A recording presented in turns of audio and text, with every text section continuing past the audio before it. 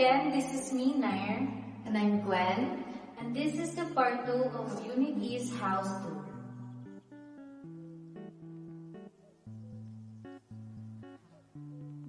As you can see, we have very spacious second floor. And this is your living area. And over here is your dining area. So, malaki pala siya, no? So, yung dining area pala siyang pang 8 person. Yes, tama ka dyan, Gwen. And makikita naman natin dito ang ating very sophisticated kitchen area with quartz countertop. Well, meron din tayong modular cabinet here. And this is for gas stove. And under here, we have our soft close cabinet where you can put your utensils, plates, or mats.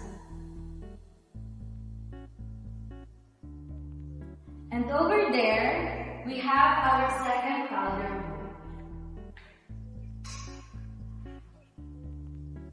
And moving on to our first master's bed. Wow, napakalawak ha? Yes, and you have your own balcony. Perfect siya for morning coffee, for morning kwentuhan. And lastly, your own toilet and bath.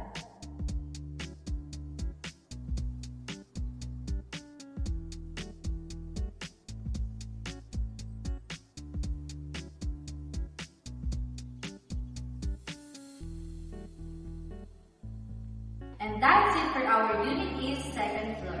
Like, comment, share, and subscribe. Stick around for part 3 and more up.